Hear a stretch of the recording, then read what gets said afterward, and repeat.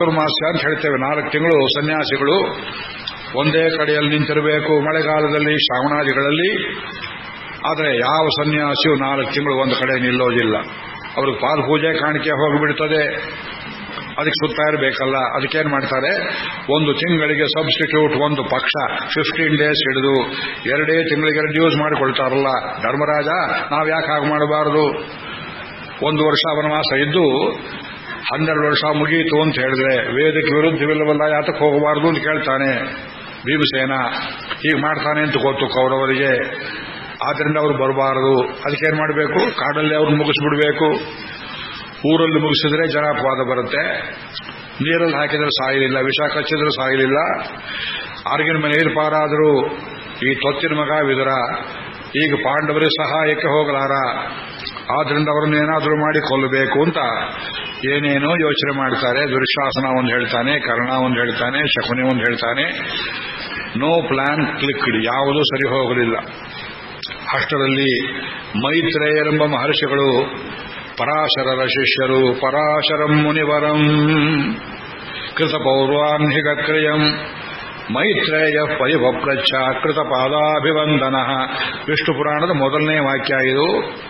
ಮೈತ್ರೇಯ ಮಹರ್ಷಿಗಳು ಜ್ಞಾನಿಗಳು, ವೇದವ್ಯಾಸರ ಸಮಕಾಲ, ಅವರು ಒಂದೇ ವಯಸ್ಸಿನವರು, ಪರಾಶರರ ಶಿಷ್ಯರು, ವಿಷ್ಣು ಪುರಾಣ ಕೇಳಿಕೊಂಡವರು.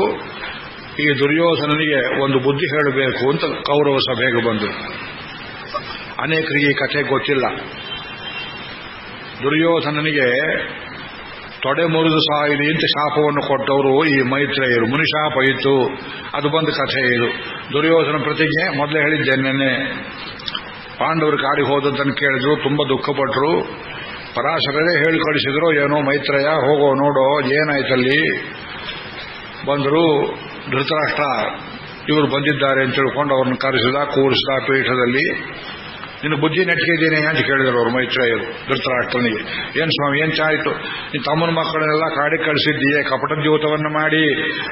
ನಿನ್ನ ಮಕ್ಕಳಲ್ಲಿ ನೀನು ಹೇಗೆ ಪ್ರೀತಿ ತೋರಿಸ್ತೀಯೋ, ಪಾಂಡವರು ನಿನ್ನ ಮಕ್ಕಳಲ್ವೇ, ತಂದೆ ಇಲ್ಲದೆ ತಬ್ರಿಗಳಲ್ವೇ, ಕರೆಸು ನಿನ್ನ ಮಗನನ್ನ. ದುರ್ಯೋಧನ ನಡ್ಕೊಂಡ್ಬಂದರು. ಏನ್ರಿ ನಿಮ್ ಕಾಳು ಗೋಳು, ಯಾರು ನಿಮ್ಮನ್ನು ಕರೆದವರು ಅಂತ ಕೇಳಿದ.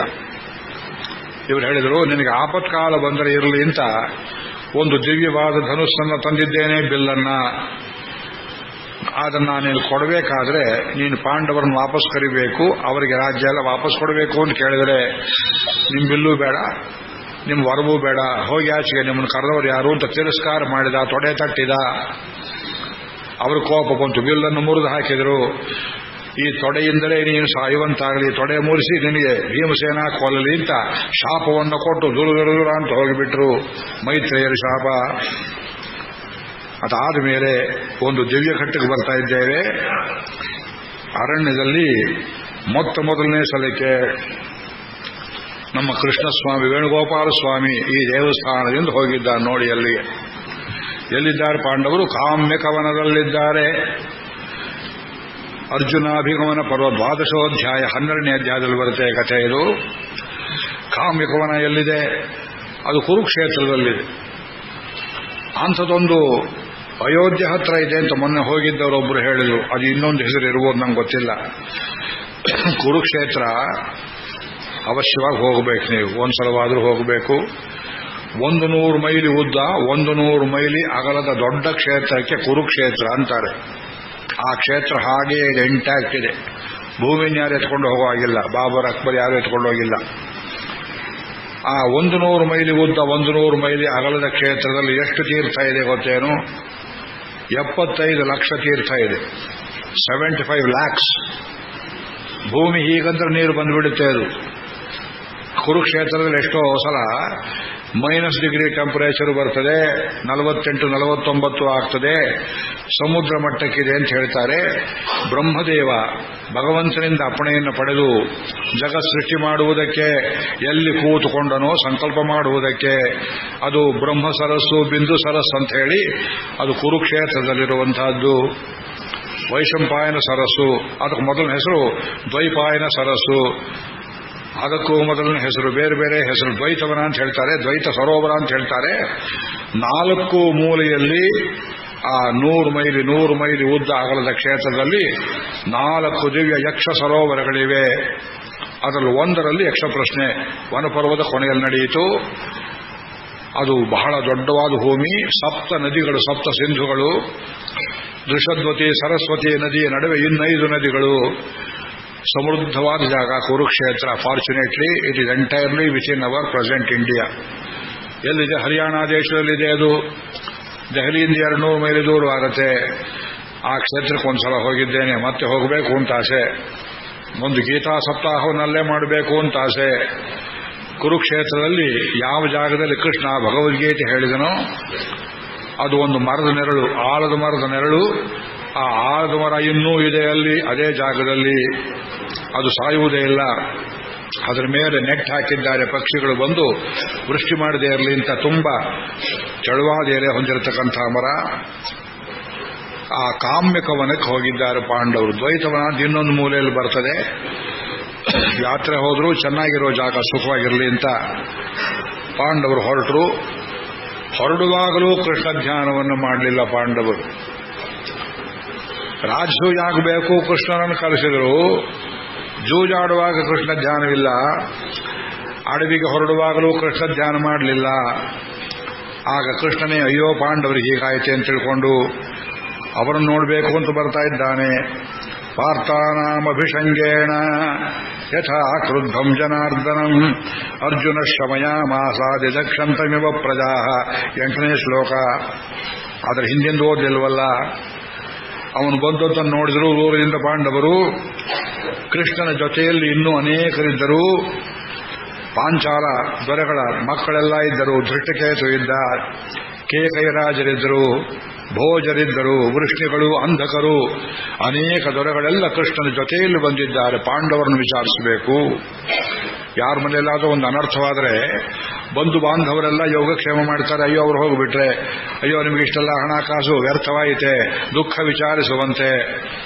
ಕೃಷ್ಣ ಸುಮ್ಮನೆ ಬಂದಿಲ್ಲ, ಅವನ ಜೊತೆಯಲ್ಲಿ ಅನೇಕ ದೊರೆಗಳೆಲ್ಲ ಬಂದಿದ್ದಾರೆ. ಧರ್ಮರಾಜ ಎಲ್ಲ ಎದ್ದು ಹೋದ. ಇವರು ಪಾಂಡವರ ವೇಷ ಏನು? ಕೃಷ್ಣಾಜನ ಉಟ್ಕೊಂಡಿದ್ದಾರೆ, ಕೃಷ್ಣಾಜನ ಹೊದ್ದಿದ್ದಾರೆ, ಬೇಟೆಗಾರರಂತೆ ಕಾಣ್ತಾ ಇದ್ದಾರೆ. ಜನಿವಾರ ಹೊಂದಿದೆ, ಬ್ರಾಹ್ಮಣರಂತೆ ಬದುಕ್ತಾ ಇದ್ದಾರೆ. ಉಡುವುದಕ್ಕೆ ನಾರ್ಮಡಿ ಕೂಡ ಗತಿ ಇಲ್ಲ. ದ್ರೌಪದಿ ಒಬ್ಬಳೆಂಥದೋ ಒಂದು ಕೊಳಕು ಬಟ್ಟೆ ಉಟ್ಕೊಂಡಿದ್ದಾಳೆ. ರಾಮಾಯಣದಲ್ಲಿ ರಾಮನಿಗಿಂತ ಸೀತಾದೇವಿಗಿಂತ ಹೀನ ಸ್ಥಿತಿ ಪಾಂಡವರ ಸ್ಥಿತಿ. ಕೃಷ್ಣನನ್ನ ತಮ್ಮ ಆ ಕೆಟ್ಟ ಸಂದರ್ಭದಲ್ಲಿ ನೋಡೋದಕ್ಕೆ ತುಂಬಾ ನಾಚಿಕೆಯಾಗಿದೆ. ಬಾಗಿಲು ಮರೆಯಲ್ಲಿ ನಿಂತುಬಿಟ್ಲು ದ್ರೌಪದಿ. ಅರ್ಜುನಾದಿಗಳೆಲ್ಲ ಹೋಗಿ ಸ್ವಾಗತ ಮಾಡಿ ಕರ್ಕೊಂಡ್ಬಂದ್ರು. ಕೂರಿಸೋದಕ್ಕೆ ಕುರ್ಚಿಯೇ ಆಸನವೇ, ಅರಮನೆಯಲ್ಲಿದ್ದ ವೈಭವವೇ. ಎಲ್ಲೋ ಒಂದು ಕಲ್ಲು ಆಶ್ರಮದಲ್ಲಿ ಮುಂದುಗಡೆ, ಅಲ್ಲಿ ಕೂತ್ಕೊಂಡ್ರು. ಅಭಿವಾದ್ಯ ಕುರುಶ್ರೇಷ್ಠಂ ವಿಸಣ್ಣ ಕೇಶವೋಬ್ರವೀತ್. ಕೃಷ್ಣನೇ ನಮಸ್ಕಾರ ಮಾಡಿದ. ಧರ್ಮರಾಜನ ಕಾಲುಗಳನ್ನು ಹಿಡ್ಕೊಂಡು, ವಯಸ್ಸಲ್ಲಿ ದೊಡ್ಡವನಾದ್ರಿಂದ, ನಾನು ದೇವಿಕಿ ಪುತ್ರ ಬಂದಿದ್ದೇನೆ, ಅಭಿವಾದಿಯೇ ಭೋ. ಅವನು ಆಲಿಂಗನ ಮಾಡಿಕೊಂಡ. ಕೃಷ್ಣ ಅಂದ. ಬಿಕ್ಕಿ ಬಿಕ್ಕಿ ಹತ್ತುಬಿಟ್ಟ ಧರ್ಮರಾಜ. ಯಾತಕ್ಕೆ? ಕೃಷ್ಣನಿಗೆ ಆತಿಥ್ಯ ಮಾಡುವುದಕ್ಕೆ ಅನುಕೂಲವಾದ ಸ್ಥಿತಿ ಇಲ್ಲವಲ್ಲ ಅಂತ ಅವನು ಬಿಕ್ಕಿ ಬಿಕ್ಕಿ ಹೇಳ್ತಾ ಇದ್ದಾನೆ. ನಿಮ್ಮನೆಗೆ ಯಾರು ಅಪರೂಪದ ತುಂಬ ಪ್ರೀತಿಯುಳ್ಳ ಬಾಂಧವರು ಬಂದರೆ ನಿಮ್ಮ ಬಡತನಕ್ಕೆ ನೀವು ಎಷ್ಟು ಸಂಕಟ ಪಡ್ತೀರಿ. ಆ ರೀತಿ ದುಃಖಪಟ್ಟ. ಕೃಷ್ಣನ ಕಣ್ಣಲ್ಲಿ ನೀರು ಬಂತು. ಒಡನೆಯೇ ಪಾಂಡವರು ಕೇಳದೆಯೇ ತಾನೇ ಒಂದು ಪ್ರತಿಜ್ಞೆಯನ್ನು ಮಾಡಿದ. ಕೃಷ್ಣನ ಆ ಕನಿಕರವನ್ನ, ಕರುಣೆಯನ್ನು ನೋಡಬೇಕು. ಇದು ನಿರ್ವ್ಯಾಜ. ನೀವು ಅಪ್ಲಿಕೇಶನ್ ಹಾಕಿ ನೋಡೋಣ, ಪಾರ್ಕಲಾಂ, ನಾಳಿಗೆ ಪಾರ್ಕಲಾಂ, ನಾಳಂದಿಗೆ ಪಾರ್ಕಲಾಂ, ಹಾಗಲ್ಲ. ನಿಮ್ಮ ಕಷ್ಟ ಬಂದು ಕೂಡಲೇ ಓಡುವವನು ಕೃಷ್ಣ. ದುರ್ಯೋಧನಶ್ಚ ಕರ್ಣಸ್ಯ ಶಕುನೇಶ್ಚ ದುರಾತ್ಮನಃ ದುಶ್ಯಾಸನ ಚತುರ್ಥಾನಾಂ ಭೂಮಿ ಪಾಸ್ಯತಿ ಶೋಣಿತಂ. ದುರ್ಯೋಧನ, ಕರ್ಣ, ಶಕುನಿ, ದುಶ್ಯಾಸನರ ರಕ್ತವನ್ನ ಧರ್ಮರಾಜ ಅಳಬೇಡ, ಅಳಬೇಡ. ಇನ್ನು ಕೊಂಚವೇ ಕಾಲದಲ್ಲಿ ಭೂಮಿ ಈ 4 ದುಷ್ಟರ ರಕ್ತವನ್ನ ಕುಡಿಯಲಿದೆ. ಏತಾನ್ನಿಹತ್ಯ ಸಮರೇ ಏತದಸ್ಯ ಪದಾನುಗಾಹ. ಅವರು ಸಾಯ್ತಾರೆ. ನಿನಗ್ಯಾಕೆ ಗೊತ್ತು ಕೃಷ್ಣ ಅಂದ್ರೆ? ನೀ ಸುಮ್ಮನೆ ಇರೋ. ಅರ್ಜುನ, ನೀನು ಗಾಂಡೀವ ಬೇಡ. ಧರ್ಮರಾಜ, ನೀನು ಶಲ್ಯ ಬೇಡ. ಭೀಮ, ನಿನ್ನ ಗದೆ ಬೇಡ. ನಾನೇ ಕೊಲ್ತೇನೆ ಆ 4ರನ್ನ. ಏತಾನ್ನಿಹತ್ಯ ಸಮರೇ ಏತದಸ್ಯ ಪದಾನುಗಾಹ. ಅವ್ರ ಜೊತೆಯಲ್ಲಿ ಬರುವನನ್ನು ತಾಂಶ ಸರ್ವಾನ್ ವಿನಿರ್ಜಿತ್ಯ ಸಹಿತಾನ್ ಸದರಾಧಿಪಾನ್ ತತಃ ಸರ್ವೇಭಿಷಿಂಚಾಮಃ. ನನ್ನ ಜೊತೆಯಲ್ಲೆಲ್ಲ ಬಂದಿದ್ದಾರಲ್ಲ, ನಾವೆಲ್ಲ ಸೇರಿಕೊಂಡು ಪಟ್ಟಾಭಿಷೇಕ ಮಾಡ್ತೇವೆ ನಿನಗೆ. ಧರ್ಮರಾಜಂ ಯುಧಿಷ್ಠಿರಂ ನಿಗರ್ತ್ಯ ಉಪಚರನ್ ವಧ್ಯಾಯೇಷ ಧರ್ಮಸ್ವನಾತನಃ. ಯಾವನು ಮೋಸದಿಂದ ನಿಮ್ಮನ್ನು ವಂಚಿಸಿ ಕಾಡಿಗೆ ಅಟ್ಟಿ ಸ್ಥಿತಿಗೆ ತಂದಿದ್ದಾನೆಯೋ ಅವನನ್ನು ಮೋಸದಿಂದಲೇ ಕೊಲ್ಲಬೇಕು, ಅದನ್ನು ನಾನೇ ಮಾಡ್ತೇನೆ ಅಂತ ಕೃಷ್ಣ. ಈಗ ಎಂಥ ಪ್ರತಿಜ್ಞೆ ಇದು. ಅದಾದ ಮೇಲೆ ಕೃಷ್ಣನಿಗೆ ಕೋಪ ಬಂದದ್ದನ್ನು ನೋಡಿ, ಪಾರ್ಥಾನಾಮಭಿಷಂಗೇಣ ತಥಾ ಕ್ರುದ್ಧಂ ಜನಾರ್ದನಂ ಅರ್ಜುನ ಶಮಯಾಮಾಸಾದಿದಕ್ಷಂತಮಿವ ಪ್ರಜಾ. ಕಣ್ಣು ಉಗ್ರವಾಗಿ ಬಿಟ್ಟಿದ್ದಾನೆ. ಕೃಷ್ಣ ಎಂದೂ ಕೋಪಗೊಂಡವನಲ್ಲ. ಕೃಷ್ಣನ ಕೋಪ ಬಂದ್ರೆ ಹೇಗಿರುತ್ತೆ ನೋಡ್ಬೇಕಂತ ಭೀಷ್ಮನಿಗೆ ಆಸೆ. ನಿನ್ನ ಕೈ ಚಕ್ರ ಹಿಡಿಸ್ತೇನೆ ನೋಡು ಅಂದ. ಹೌದು, ಚಕ್ರ ಹಿಡಿಯೋದಿಲ್ಲ ಅಂತ ಪ್ರತಿಜ್ಞೆ ಮಾಡಿದ. ಪಾರ್ಕಲಾಮ ಅಂದ ಭೀಷ್ಮ. ಚಕ್ರ ಹಿಡಿಯೋದಿಲ್ವೋ ನೋಡಿಸ್ತೇನೆ ಅಂತ ಹೇಳಿ 3ನೇ ದಿವಸ ಮತ್ತು 9ನೇ ದಿವಸ ಯುದ್ಧದಲ್ಲಿ, ಮಹಾಭಾರತ 18 ದಿವಸದಲ್ಲಿ 2 ಸಲ ಕೃಷ್ಣ ಅರ್ಜುನನ ರಥವನ್ನ ಭೀಷ್ಮನ ರಥದ ಮುಂದೆಯೇ ತಗೊಂಡು ಹೋಗಿ ನಿಲ್ಲಿಸಿದರು. ಎಲ್ಲೋ ನೋಡ್ತಾ ಇದ್ದಾನೆ ಅವನು. ಯಾಕೋ ಅವನ ತಾತ ಅಂತ ಕರಿಕರ ತೋರಿಸ್ತೀಯ, ಮುಗಿಸ್ತೀಯೋ ನಾನೇ ಮುಗಿಸ್ಲೋ ಅಂತ ಹೇಳಿ ಕೃಷ್ಣನೇ ಚಕ್ರವನ್ನು ಹಿಡಿದು ಬಿಟ್ಟ. ಬೇಡ ಬೇಡ ಕೃಷ್ಣ, ನಾನೇ ಮಾಡ್ತೇನೆ ಅಂತ 3ನೇ ದಿವಸ ತಪ್ಪಿಸಿದ್ದ. 9ನೇ ದಿವಸ ಚಕ್ರಾಯುಧವನ ತಾನೇ ಹಿಡಿದು ರಥದಿಂದ ಧುಮುಕಿದ. ಗತೋತ್ತರೀಯ, ಉತ್ತರಿಯ ಕೆಳಗೆ ಬಿತ್ತಂತೆ. ಭಾಗವತದಲ್ಲಿ ಬರುತ್ತೆ ಭೀಷ್ಮ ಸ್ತುತಿಯಲ್ಲಿ, ಉತ್ತರಿಯ ಇಲ್ಲದೆ ಇದ್ದವರು ಊಟ ಮಾಡಬಾರದು ಅಂತ ಒಂದು ಶಾಸ್ತ್ರ. ಒಂಟಿ ಬಟ್ಟೆಯಲ್ಲಿ ಪ್ಯಾಂಟು ಗಿಂಟು ಶರ್ಟ್ ಹಾಕೊಂಡು ಊಟ ಮಾಡಬಾರದು. ಹಳೆ ಪದ್ಧತಿ ಹೇಳಿದೆ, ನಿಮ್ಮ ಪದ್ಧತಿಗೆ ನಾನು ಆಕ್ಷೇಪ ಇಲ್ಲ. ಉತ್ತರಿಯ ಕೆಳಗೆ ಬಿದ್ದದ್ರಿಂದ ಅವತ್ತು ಭೀಷ್ಮ ಬದುಕಿದ, ಇಲ್ಲದೆ ಕೃಷ್ಣ ತಿಂದು ಹಾಕಿಬಿಡ್ತಿದ್ದ ಅಂತ ವ್ಯಾಖ್ಯಾನ ಮಾಡ್ತಾರವಲ್ಲ ಆಚಾರ್ಯರು.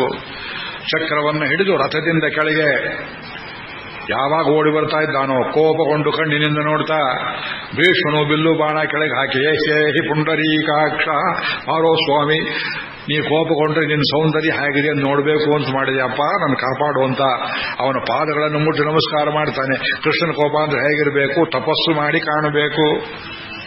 ರಾಮನಿಗೂ ಹಾಗೆ ರಾಮಾವತಾರದಲ್ಲಿ ತಪಸ್ಸಿಲ್ಲದೆಯೇ ಕೋಪ ತೋರಿಸುವುದು ಒಂದೇ ಒಂದು ಅವತಾರ, ನರಸಿಂಹಾವತಾರ. ಕೋಪದಲ್ಲಿ ಕರುಣೆಯನ್ನು ತೋರಿಸೋ ಅವತಾರ, ಕರುಣೆಯಲ್ಲಿ ಕೋಪ ತೋರಿಸುವುದು 2 ಅವತಾರ. ಆದ್ರಿಂದ ಇವನು ಕೋಪ ಬಂದದ್ದನ್ನು ನೋಡಿ ಅರ್ಜುನ ಶಮಯ ಮಾಸ, ಅರ್ಜುನನೇ ಅವನನ್ನು ಶಮನ ಮಾಡಿದ. ಕೃಷ್ಣ ಸ್ವಲ್ಪ ತಡೆದುಕೋ, ನೀನು ನಿನ್ನ ಪ್ರತಿಜ್ಞೆಯನ್ನು ಮುರಿಯಬೇಡ.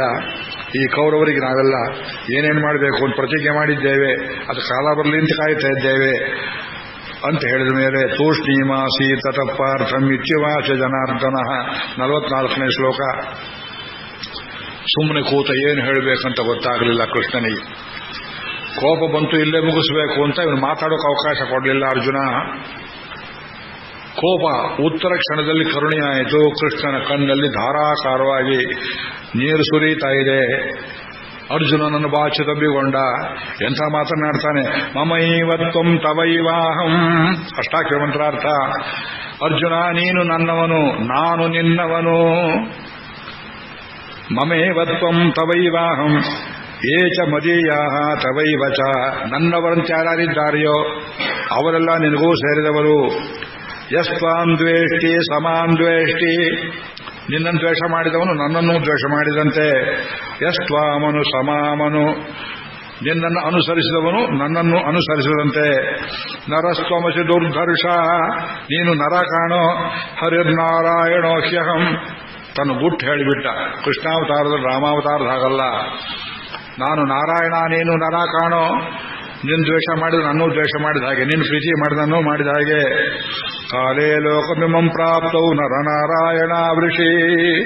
ನರನಾರಾಯಣ ಅವತಾರಾಗಿದ್ದಲ್ಲಿ ಬದರಿಕಾಶ್ರಮದಲ್ಲಿ ತಾನೇ ಗುರುವಾಗಿ, ತಾನೇ ಶಿಷ್ಯನಾಗಿ ಅಷ್ಟಾಕ್ಷರ ಮಂತ್ರವನ್ನು ತಾನೇ ಉಪದೇಶ ಮಾಡಿಕೊಂಡು ಒಂದು ಪರಂಪರೆಯಲ್ಲಿ ಲೋಕಕ್ಕೆ ಕೊಟ್ಟವನು. ಆದ್ರಿಂದ ನಾವಯೋರಂತರಂ ಶಕ್ಯಂ ವೇದಿತುಂ ಭರತರ್ಷಭ.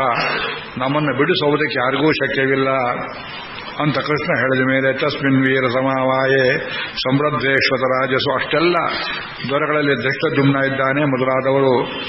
ಅವರಿಗೆಲ್ಲ ಕೃಷ್ಣ ವೀರಾವೇಶ ಮಾತನಾಡಲಾಗಿ ಬಾಗಲು ಮರೆಯಲ್ಲಿ ನಿಂತಿದ್ದವಳು ದ್ರೌಪದಿ ಸ್ವಲ್ಪ ಕೆಮ್ಮಿದಳು. ನಾನಿದ್ದೇನೆ ಇಲ್ಲಿ ಅಂತ ಹೊರಗೆ ಬರೋದಕ್ಕೆ ನಾಚಿಗೆ. ಒಳ್ಳೆ ಸೀರೆ ಎಲ್ಲ ಪಾಪ ಉಟ್ಟುಕೊಳ್ಳೋದಕ್ಕೆ. ಒಳಬೇಡುವೆ ಈ ಜಾಗದಲ್ಲಿ ನೋಡಿ. ಕೃಷ್ಣನನ್ನ ಕಾಣಬೇಕು ತವಕಿಸ್ತಾ ಇದ್ದಾಳೆ. ಸ್ಕೂಲಲ್ಲೆಲ್ಲೋ ಬಿದ್ದು ಗಾಯ ಮಾಡ್ಕೊಂಡ್ಬಂದು ಮಗು ಅಮ್ಮನನ್ನು ನೋಡಿ ಅಮ್ಮ ಅಂತ ಅಳುವಂತೆ ತನ್ನ ಕಷ್ಟಾಲೆ ಹೇಳ್ಕೋಬೇಕು ಅಂತಿದ್ದಾಳೆ. ಪಾಂಡವರಿಗೂ ಕ್ಷೇಮ ಮಾಡಿದ. ನಿನ್ನವರು ನನ್ನವರು ಒಂದೇ ಅಂತ ಕೃಷ್ಣ ಹೇಳಿದ. ಆ ಕೃಷ್ಣನನ್ನ ಕಾಲು ಮುಟ್ಟು ನಮಸ್ಕಾರ ಮಾಡಬೇಕು. ಮಾನವನ್ನು ಸಂರಕ್ಷಣೆ ಮಾಡಿದ ಪ್ರಭು ಅವನಿಗೇನು ಉಪಕಾರವನ್ನು ಮಾಡಬೇಕು ಗೊತ್ತಾಗಲಿಲ್ಲ. ಸ್ವಲ್ಪ ಕೆಮ್ಮಿದಳು, ಅದು ಬರೆದಿಲ್ಲ ವೇದವ್ಯಾಸರು. ಆಗ ಕೃಷ್ಣ ಅವಳ ಹತ್ರ ಹೋಗಿ ತಾಯಿ ಸೌಖ್ಯವೇ ಅಂತ ಕೇಳಿದ ಬಾಗಿಲು ಮರೆಯಲ್ಲಿ. ಆಗ ದ್ರೌಪದಿ ಒಂದು ಸ್ತೋತ್ರವನ್ನು ಮಾಡ್ತಾಳೆ, ಅತ್ಯದ್ಭುತವಾದ ಸ್ತೋತ್ರ. ಪಂಚಪಾಂಡವರಲ್ಲಿ ಇವಳಿಗಿದ್ದ ದಿವ್ಯಜ್ಞಾನ ಯಾರಿಗೂ ಇರಲಿಲ್ಲ. ಅಲ್ಲಿ ಶರಣಾಗತಿ ಮಾಡಿದಳು. ಪ್ರಪನ್ನಾಂ ಪಾಹಿ ಮಾಂ ಕೃಷ್ಣ, ನನ್ನನ್ನು ಕಾಪಾಡು ಎಂಬುದಾಗಿ ಅಷ್ಟೇ ಕೇಳಿದ್ದಳು. ಇಲ್ಲಿ ಬಾಯಿ ಬಿಟ್ಟು ಆ ಕೃಷ್ಣನ ವೈಭವವನ್ನೆಲ್ಲ ವರ್ಣನೆ ಮಾಡಿ ಸ್ತೋತ್ರ ರೂಪದಲ್ಲಿ ಒಂದು ಅದ್ಭುತ ಪ್ರಪತ್ತಿಯನ್ನು ಮಾಡ್ತಾಳೆ. ಪೂರ್ವಂ ಪ್ರಜಾಪಿ ಸರ್ಗೇ ತ್ವಾಂ ಆಹುರೇಕಂ ಪ್ರಜಾಪತಿಂ. ಎಷ್ಟು ಜ್ಞಾನ ಇದೆ ನೋಡಿ. ಲೋಕದಲ್ಲಿ ಪ್ರಜೆಗಳೇ ಇಲ್ಲದೆ ಇದ್ದ ಕಾಲದಲ್ಲಿ ಆಲದಲೆ ಮೇಲೆ ಮಲಗಿದ್ಯಲ್ಲ ಪ್ರಭು, ಆಗ ನಿನ್ನನ್ನ ಪ್ರಜಾಪತಿ ಶಬ್ದದಿಂದ ಕರೀತಾರೆ. ಸ ಪ್ರಜಾಪತಿರೇಕ ಪುಷ್ಕರ ಪರ್ಣೇ ಸಮಭವತ್ ತಸ್ಯಾಂತರ್ಮನಸಿಕ ಸಮವರ್ತತ ಇದಗಂ ಸೃಜೆ ಯಮಿತಿ. ವೇದದಲ್ಲಿ ಪುಷ್ಕರ ಪರ್ಣ ತಾವರೆ ಎಲೆ ಬದಲು ಆಲದೆಲೆ ಬದಲು ತಾವರೆ ಎಲೆ ಅಂತ ಹೇಳ್ತಾರೆ. ಪುರಾಣದಲ್ಲಿ ಆಲದೆಲೆ ಅಂತ ಹೇಳ್ತಾರೆ. ಸ ಪ್ರಜಾಪತಿರೇಕ ಪುಷ್ಕರ ಪರ್ಣೇ ಸಮಭವತ್. ಪುಷ್ಕರ ಅನ್ನೋ ಶಬ್ದಕ್ಕೆ ಇವತ್ತು ತಾವರೆ ಎಲೆ ಅಂತ ಅರ್ಥ ಮಾಡ್ತೇವೆ. ವೇದದಲ್ಲಿ ಪುಷ್ಕರ ಆ ಕ್ಷೇತ್ರದ ಹೆಸರೇ ಒಂದಿದೆ. ಆ ಶಬ್ದಕ್ಕೆ ಏನರ್ಥ ಅಂದ್ರೆ ಮುಂದೆ ಸೃಷ್ಟಿ ಮಾಡುವ ಲೋಕದ ಒಂದು ಪೂರ್ವರೂಪ ಚಿತ್ರ, ರೂಪರೇಖೆ ಚಿತ್ರ. ಎಂಜಿನಿಯರ್ಗಳು ಯಾವುದಕ್ಕೆ ಬ್ಲೂ ಪ್ರಿಂಟ್ ಅಂತ ಹೇಳ್ತಾರೆಯೋ, ವೇದದಲ್ಲಿ ಪುಷ್ಕರ ಶಬ್ದಕ್ಕೆ ಅರ್ಥ ಇದೆ.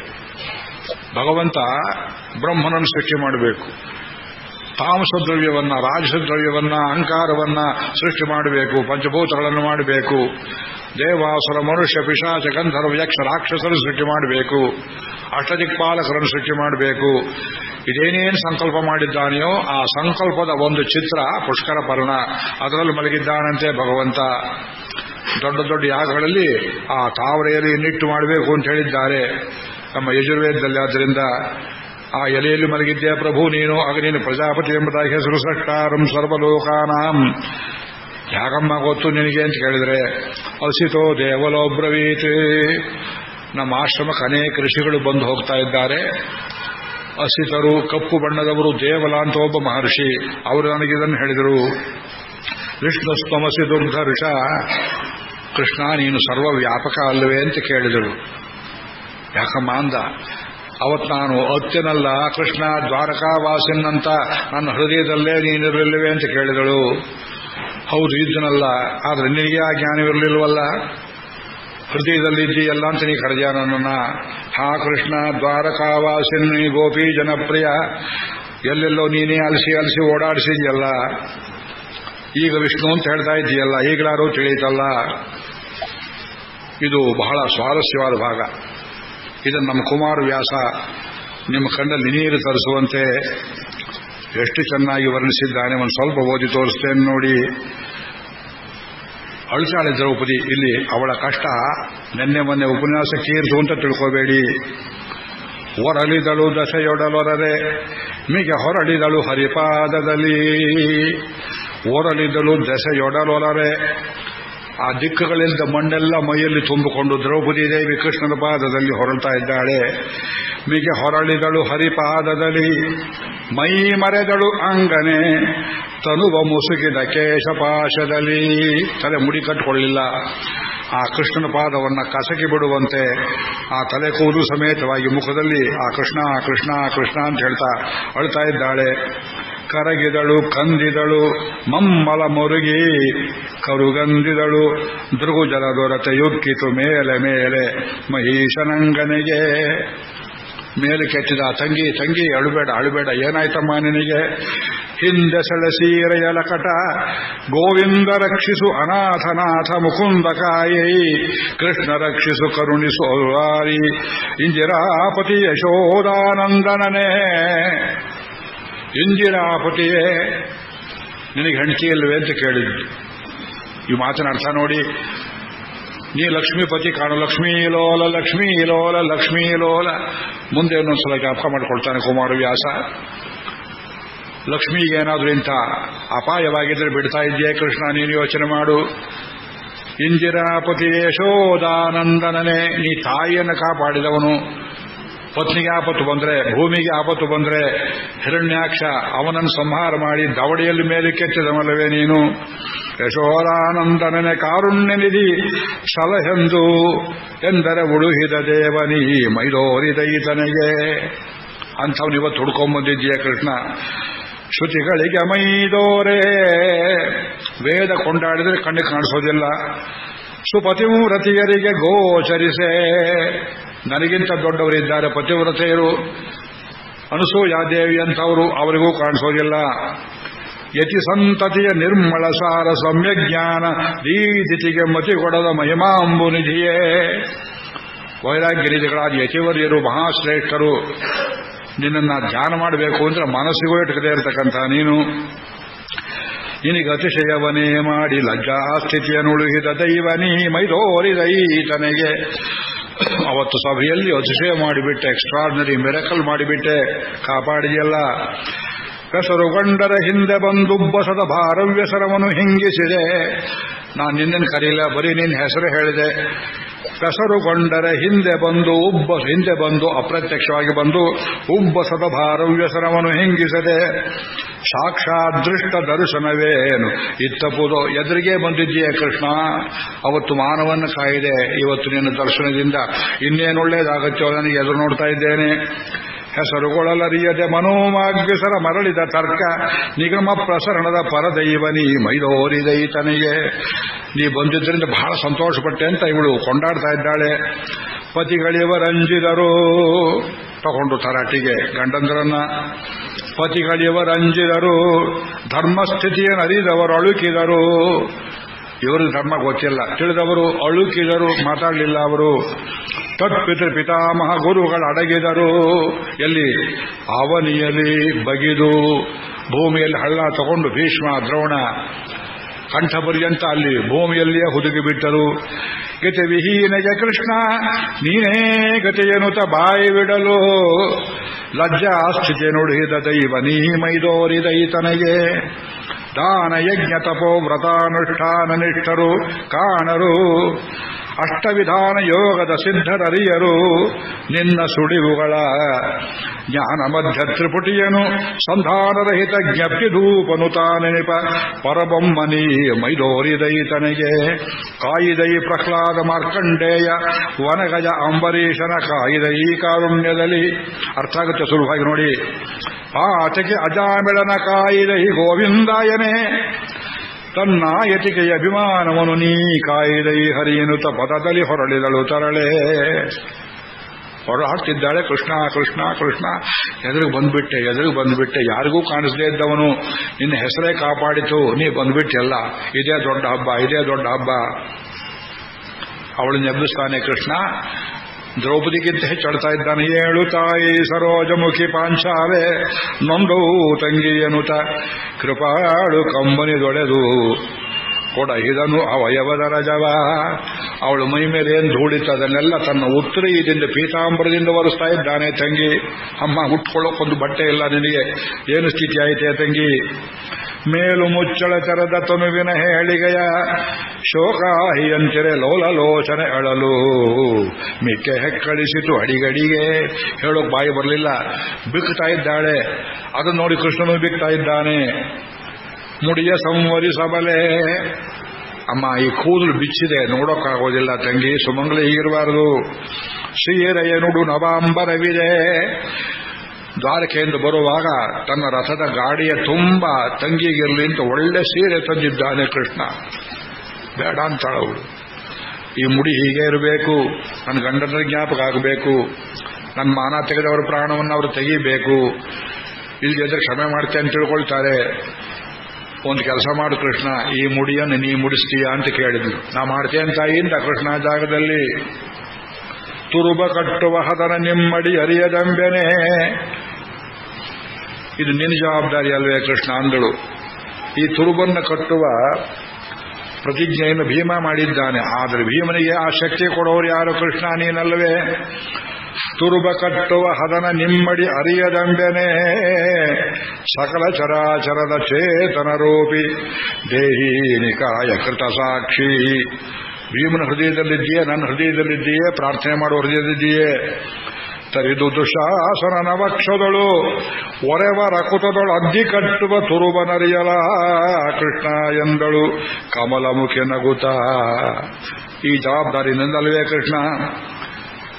ಐಸಲೇ ದುರ್ಯೋಧನಾದಿಗಳು ಏಸರವದಿರು. ಕೃಷ್ಣ ಹೇಳ್ತಾನೆ, ಅಯ್ಯೋ ಇದೆ ಅಂತ. ಆದ್ರೆ 13 ವರ್ಷ ಹೀಗೆ ನೋಡ್ಬೇಕಲ್ಲಮ್ಮ ನಿನ್ನ ಪ್ರತಿಜ್ಞೆ ಮುಡಿಸೋದೇನು ದೊಡ್ಡ ಕಷ್ಟವಲ್ಲ. ಇರ್ಲಿ ಆ ದುರ್ಯೋಧನ ಎಷ್ಟು ಮಾತ್ರ ನನಗೆ ಭೀಮ ಪಾರ್ಥರ ಬೀಸರಗೆ ಬಲುಗೈಯೇ ಬರ್ಹಿರ್ಮುಖರ ಭಾರವಣೆ ದೂಸಕನ ರಕ್ತದಲ್ಲಿ ನಿನ್ನಯ ಕೇಶವನು ಕಟ್ಟಿಸುವೆ ನಿನ್ನಯ ಭಾಷೆ ತನ್ನದು ತಾಯೇ ತವಕಿಸಬೇಡ ನೀನೆಂದ ವರ ತಪಸ್ವಿನಿ ನೀನು ನಿನ್ನನ್ನು ಕೆರಳಿಸಿದರೆ ಕುನ್ನಿಗಳು ಮಿಗೆ ಭರತ ಸಂತತಿ ಫಲಿತ ಕದಳಿಯ ತೆರಳಾಯಿತಲ. ಫಲಿತ ಕದಳಿ ಈ ಬಾಳೆ ಗಿಡ ಹೂವು ಬಿಟ್ರೆ ಅದಕ್ಕೆ ಮರಣ ಬಂತು ಅಂತ ಅರ್ಥ. ಅದು ಒಂದೇ ಗೊನೆ ಬಿಡುವುದು. ಗೊನೆ ಬಿಟ್ರೆ ಆ ಮರ ಸತ್ತು ಹೋಯ್ತು, ಕತ್ತರಿಸಬೇಕು, ಬೇರೊಂದು ಬರುವಂತೆ. ಕೌರವಂಶ ಇವತ್ತು 100 ಕಾಯಿಗಳನ್ನು ಹಡ್ಕೊಂಡಿದೆ, ಹೋಯಿತು ಅಂತ ಅರ್ಥ ಮಾಡಿಕೋ. ಕೃಷ್ಣ ಹೊರಗೆ ಕೊಡ್ತಾನೆ. ಕುರುಡ ನರಿಯದೆ ಹೋದರೆಯು ಕಂಗುರುಡರಾದರೆ ಭೀಷ್ಮ ವಿದುರಾದಿಗಳು ಮಹಾದೇವನು ತಮೊರರಿಪು ತೂಗಿದನು ಶರವ. ಅಲ್ಲಿಂದ ಮುಂದಕ್ಕೆ ವೇದವ್ಯಾಸರು ಕೊಟ್ಟ ಒಂದು ಮಾತಿನ ಅರ್ಥವನ್ನು ವಿವರಿಸ್ತಾನೆ. ಶಕುನಿ ಕಲಿಸಿದ ಕಪಟವೇ ಕೌಳಿಕದ ಜೂಜಿದು ನಿಮ್ಮನೀ ಕಾಮ್ಯಕಕ್ಕೆ ತಂದುದು ಜೂಜನಲ್ಲಿ ತಾನಿಲ್ಲವೇ ಎನ್ನಲು. ಕೃಷ್ಣ ಹೇಳಿದ, ತಂಗಿ ನನಗೊಂದು ಮಾತು ತಿಳಿಸಿದ್ರೆ ಯಜಮಾನರು ಜೂಜಿಗೆ ಹೋಗ್ತಾ ಇದ್ದಾರೆ ಅಂತ. ಇಷ್ಟು ಅನರ್ಥವನ್ನು ನಾನು ತಪ್ಪಿಸ್ತಾ ಇರಲಿಲ್ಲವೇ ತಾಯಿ ನಿನಗೆ? ಹಾಳು ಶಾಲ್ವ ನಮ್ಮ ದ್ವಾರಕೆಗೆ ಮುತ್ತಿಗೆ ಹಾಕಿಬಿಟ್ಟ. ಅವನನ್ನು ಸದುಬಡಿಯೋದಕ್ಕೆ ನಾ ಬೇರೆ ಕಡೆ ಹೋಗಿದ್ದೆ. Intelligence failure. ನನಗೂ ಗೊತ್ತಾಗಲಿಲ್ಲ, ನನಗೆ ಯಾರೂ ಹೇಳಲಿಲ್ಲ ಈ ಸಮಾಚಾರವನ್ನ. ಹೋಗ್ಲಿ, ಅವರಾರು ಹೇಳಲಿಲ್ಲ ಅಂದ್ರೆ ಸರಿಯಾಗಿ ನಿಮ್ಮ ಯಜಮಾನರು ಹೇಳಲಿಲ್ಲ ನನಗೆ. ಎಲ್ಲೋ ಹೋಗಿದ್ದೆ, ಏನ್ ಮಾಡ್ಲಿ ತಂಗಿ, ಹತ್ರ ಇದ್ದೆ ಕಾಪಾಡ್ತಾ ಇದ್ದೆ ಅಂತ ಕಪಟವಾಗಿ ಹೇಳಲು.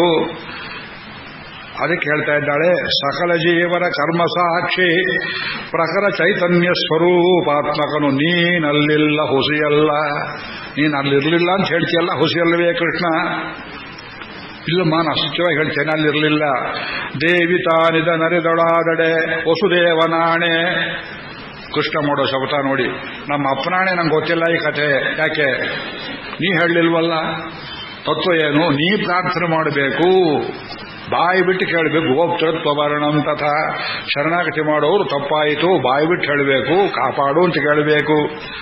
ರಕ್ಷಿಷ್ಯತೀತಿ ವಿಶ್ವಾಸ ಸಾಲದು, ಬಾಯಿ ಬಿಟ್ಟು ಹೇಳಬೇಕು.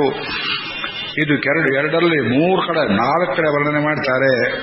ಅತ್ತಲ ಕೋಳಾಹಲದಲ್ಲಿರಿತ್ತಲಾದುದು ಜೂಜು. ತನ್ನನ್ನೇ ತಾನು ಬೈಕೊಳ್ತಾನೆ ಕೃಷ್ಣ. ಆ ಶಾಳ್ವನ ಜೊತೆಯಲ್ಲಿ ನಾನು ಯುದ್ಧಕ್ಕೆ ಹೋಗಿರುವಾಗ ಇಲ್ಲಿ ಇಷ್ಟೆಲ್ಲ ಅನರ್ಥವಾಗಿ ನಿಮ್ಮ ಯಜಮಾನರು ಒಂದ್ಸಲವೂ ನನ್ನನ್ನು ನೆನೆಸಿಕೊಳ್ಳದೆ ಎಷ್ಟೊಂದು ಹೇಳ್ತಾ ನೋಡಿ, ಜೂಜಾಟ ಆಡಿದ್ದಾರೆ. ಇತ್ತಲಾದುದು ಜೂಜು ನಿಮ್ಮ ವಿಪತ್ತು ಕಂಡುದು ತೆರಹ ತಪ್ಪಿಸಿ ನಮ್ಮ ಸುಳಿವುಗಳ. ನಿಮ್ಮ ವಿಪತ್ತನ್ನು ತಪ್ಪಿಸಿ ನಾನಿಲ್ಲಿ ಬಿಡಬೇಕು ಅಂದ್ರೆ ಅದು ಅವಕಾಶ ಕೊಡಲಿಲ್ಲ. ಇತ್ತಲಾವಿರೆ ಮೇಣು ದೋರಕೆಯಲತ್ತಿರೆ. ಇತ್ತಲಾವಿರೆ ನಾವು ಈ ಕಡೆ ಸಾಲ್ವನ ಕಡೆ ಅಂದ್ರೆ ದೋರಕೆಯೊಳತ್ತಲಿರೆ ನೀವಡಬಿವಕ್ಕರೆ. ಏನಾಯ್ತು? ನೀವು ಕಾಡಿಗೆ ಬಂದ್ರಿ, ನಿಮ್ಮ ಯಜಮಾನ ನೆನೆಸ್ಕೊಳ್ಳಿಲ್ಲ, ದ್ವಾರಕೆ ಮೇಲೆ ಅವನು ಮುತ್ತಿಗೆ ಹಾಕಿದ, ನಾ ಬೇರೊಂದು ಕಡೆ ಹೋಗಿದ್ದೆ. ಅಯ್ಯೋ ಈ ಭಾಗ್ಯಕ್ಕೆ ಹೆತ್ತಳೋ ದೇವಕಿ ಮಗನನೆಂದು. ನಮ್ಮ ತಾಯಿ ನನ್ನನ್ನು ಯಾತಕ್ಕೋಸ್ಕರ ಹಳೆದಳು ದೇವಕಿ. ಬ್ರಹ್ಮಣ್ಯೋ ದೇವಕಿ ಪುತ್ರೋ ಬ್ರಹ್ಮಣ್ಯೋ ಮಧುಸೂದನ. ದೇವಕಿ ನನ್ನನ್ನು ಹಡೆದದ್ದು ವ್ಯರ್ಥವಾಯಿತು ಅಂತಾನೆ ಕೃಷ್ಣ. ಮೂಲ ಭಾರತವನ್ನು ಮೀರಿಸಿದ್ದ ನೋಡಿ ಕನ್ನಡದ ಕುಮಾರವ್ಯಾಸ, ಅಪ್ಪಟ ಕೃಷ್ಣ ಭಟ್ಟ. ದ್ವಾರಕಾ ತತ್ಪುರದಲ್ಲಿರುವ ಅತಿ ದೂರ ಅವಳು ಹೇಳ್ತಾಳೆ ದ್ರೌಪದಿ, ಕೃಷ್ಣ ಇದೆಲ್ಲ ಮೋಸ ಹೇಳಬೇಡ ನನಗೆ, ಏನೂ ಗೋಲ್ತಿಂದೆ ಆಡಿಯನ್ಸ್ ಬೇಕಾದ್ರೆ ಹೇಳ್ತಾರೆ. ನೀ ದ್ವಾರಕೆಯಲ್ಲಿರುವಂತೆ ಶಾಳೂರ ಹತ್ರ ಹೋಗಿದ್ದಂತೆ, ಅಲ್ಲಿ ಹೋಗಿದ್ದಂತೆ, ಇಲ್ಲಿ ಹೋಗಿದ್ದಂತೆ. ದ್ವಾರಕಾ ತತ್ಪುರದಲ್ಲಿರತಿರು ಅತಿ ದೂರದಲ್ಲಿರು ಮೇಣು ನಮ್ಮನು ನಮ್ಮಯ ಸಾರೆ ನಿಮ್ಮಡಿ ಇರಲಿ. ನಿನ್ನ ಪಾದ ಮಾತ್ರ ಹೃದಯದಲ್ಲಿರಲಿ. ನಿಮ್ಮಿ ಪಾಂಡುನಂದನರ ಭಾರ ನಿಮ್ಮದು, ನಿಮ್ಮಿ ಪಾಂಡುನಂದನರ ಭಾರ ನಿಮ್ಮದು. ಭಕ್ತ ಜನರಾಧಾರ ನಂಬಿದನಾಥರ ಅತಿ ಕಾರುಣಿಕ ನೀನೆಂದು ಬಿದ್ದಳು ಮತ್ತೆ ಚರಣದಲ್ಲಿ.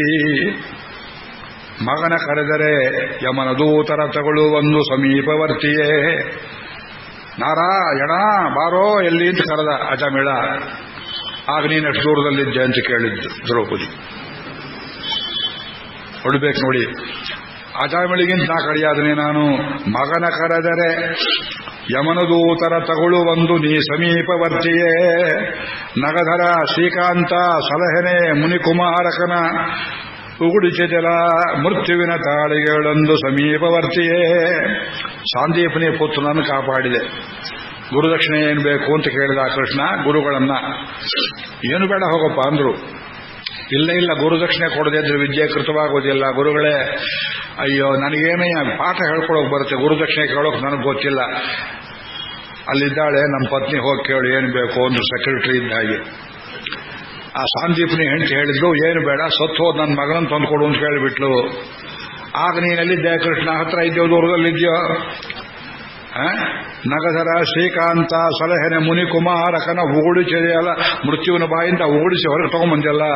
ಮೃತ್ಯುವಿನ ತಾಳಿಗಳೊಂದು ಸಮೀಪವರ್ತಿಯೇ ಜಗದುದರ ನೀ ಜಾಣನಹೇ.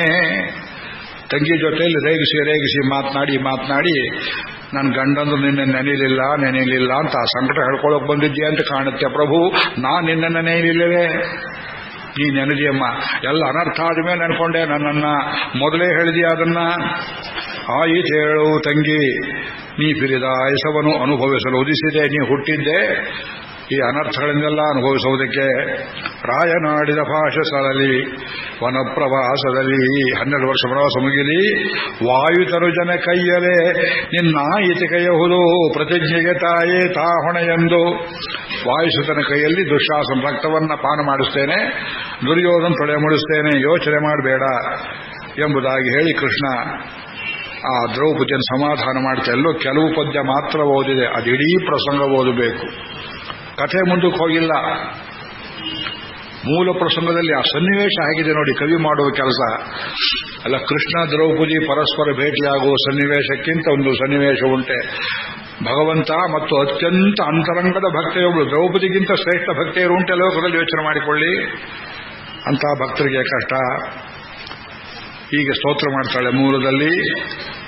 ಅದು ಹೇಳ್ಕೊಂಡು ತನ್ನ ಕಷ್ಟವನ್ನು ಹೇಳ್ತಾರೆ. ಅಯ್ಯೋ ನಾನು ಎಂಥ ಕುಳಕ್ಕೆ ಬಂದು ಸೇರಿದ್ದೇನೆ.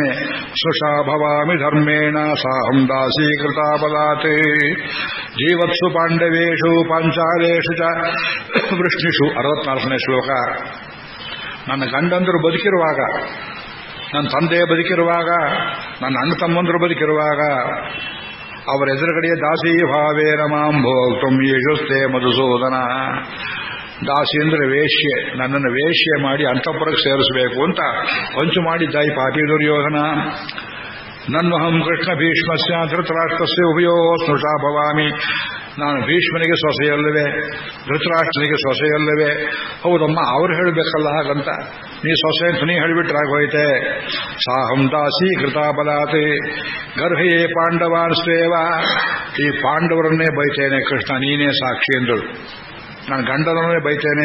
I hold them responsible for all my humiliation. ಯಾಕೆಂದ್ರೆ ಯತ್ ಕೃಷ್ಯಮಾನಾಂ ಪ್ರೇಕ್ಷಂತೆ ಧರ್ಮಪತ್ನೀಂ ಯಶಸ್ವಿನೀಂ. ಧರ್ಮಪತ್ನಿಗೆ ಅವಮಾನ ಆಗ್ತಾ ಇದ್ರು, ನೋಡ್ತಾ ಕೂತಿದ್ರಲ್ಲ. ಎಲ್ಲ ಮೀಸೆ ತಲೆ ತೆಗೆಸಿದ್ದಾರೆ. ಭೀಮ ಮೊದಲುಕೊಂಡು ಕೋಪ ಬಂದ್ಬಿಡ್ತು ದ್ರೌಪದಿ ದೇವಿಗೆ. ದಿಗ್ಬಲಂ ಭೀಮಸೇನಸ್ಯ ಶುರು ಮಾಡಿದ್ಲು ನೋಡಿ, ಸೌಟೊಂದಿಲ್ಲ ಕೈಯಲ್ಲಿ. ಇಷ್ಟೊತ್ತು ಒತ್ತಿದ್ದಾಳೆ ಸಂಕಟ. ಅದು ಕೇಳಿಯೂ ಒಂದು ಮಾತಾಡದೆ ಕೂತಿದ್ದಾರೆ ಬೆಪ್ಪರಾಷ್ಟ್ರಗಳು. ಧೃತರಾಷ್ಟ್ರ ಸರಿಯಾದ ಮಕ್ಕಳು ಬೆಪ್ಪರಾಷ್ಟ್ರಗಳು. ದಿಗ್ಬಲಂ ಭೀಮಸೇನಸ್ಯ ದಿಕ್ಪಾರ್ಥಸ್ಯ ಗಾಂಡೀವಂ. ಗಾಂಡೀವಕ್ಕೆ ಧಿಕ್ಕಾರವಿರಲಿ ಎಂದರು. ಅಯ್ಯೋ, ಇದು ದೊಡ್ಡ ಅನರ್ಥದ ಮಾತು. ಗಾಂಡೀವವನ್ನು ಯಾರಾದರೂ ಬೈದ್ರೆ ತಲೆ ತೆಗಿತೇನೆ ಅಂತ ಪ್ರತಿಜ್ಞೆ ಮಾಡಿದ್ದ ಅರ್ಜುನ. ಮುಂದೆ ದ್ರೋಣ ಪರ್ವದಲ್ಲಿ ಧರ್ಮರಾಜನೇ ಧಿಕ್ಕಾರದ ಮಾತನ್ನು ಹೇಳುವಾಗ ಕೊಂದು ಬಿಡ್ತೇನೆ ಅಂತ ಬಿಡ್ತಾನೆ ಮುಂದಕ್ಕೆ ಅವನು. ಇವತ್ತು ದ್ರೌಪದಿ ಹೇಳಿದ್ದಾಳೆ, ತನ್ನದೂ ತಪ್ಪಿದೆ, ಗಿಲ್ಟಿ ಕಾನ್ಷಿಯಸ್ ಬಾಯಿ ಬಿಟ್ಕೊಂಡು ಕೂತಿದ್ದಾರೆ ಅರ್ಜುನ.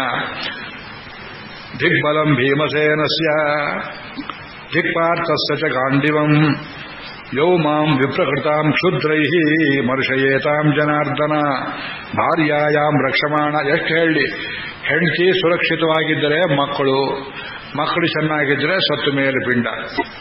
ಹೆಂಡತಿಯೇ ಸುರಕ್ಷಿತವಿಲ್ಲ ಅಂದರೆ ಯಾರ್ಯಾರಿಗೋ ಮಕ್ಕಳು ಹುಟ್ಟಿದರೆ ಅವ್ರು ಹಾಕಿದ ಪಿಂಡ ಯಾರಿಗೆ ಹೋಗುತ್ತೆ? ಅವರೇ ತಿನ್ನಬೇಕಷ್ಟೇ ಅವರ ಪಿಂಡವನ್ನ.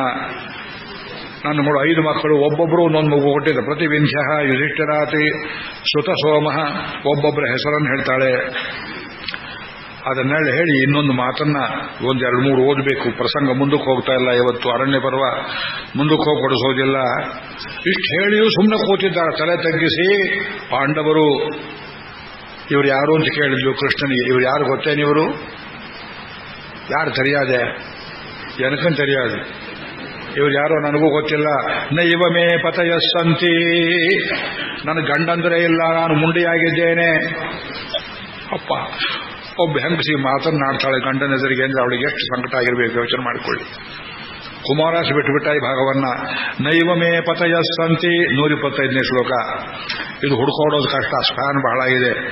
ನೈವ ಮೇ ಪತಯಸ್ಸಂತಿ ನ ಪುತ್ರ ನ ಚ ಬಾಂಧವಾ, ನನಗೆ ಮಕ್ಕಳು ಇಲ್ಲ, ಅವರು ಸಹಾಯಕ್ಕೆ ಬರಲಿಲ್ಲ, ಬಾಂಧವರು ಬರಲಿಲ್ಲ. ನ ಭ್ರಾತರಃ ನ ಚ ಪಿತಾ, ತಂದೆನೂ ಸಹಾಯಕ್ಕೆ ಬರಲಿಲ್ಲ, ನನಗೆ ಯಾರೂ ಇಲ್ಲ, ನಾನಿದ್ದೇನಲ್ಲಮ್ಮ. ನೈವತ್ವಂ ಮಧುಸೂದನ, ನೀನೂ ಕೈ ಬಿಟ್ಬಿಟ್ಟೆ ನನಗೆ. ಕೊನೆಯಲ್ಲಿ ಕಾಪಾಡಿದೆ, ಅಕ್ಷಯ ವಸ್ತ್ರ ಕೊಟ್ಟೆ. ಸರಿ, ಎದುರಿಗೆ ಬಂದೀಯ. ಅಕ್ಷಯ ವಸ್ತ್ರ ಕೊಡುವ ಮಿರಾಕಲ್ ಪವರ್ ಇರುವ ನೀನು ಅವತ್ತು ನನಗೆ ಮುಖ ತೋರಿಸಿದ್ದಷ್ಟನ್ನಾಗಿತ್ತು, ಅವತ್ತು ಅವನು ಸಂಹಾರ ಮಾಡಿದಷ್ಟನ್ನಾಗಿತ್ತು.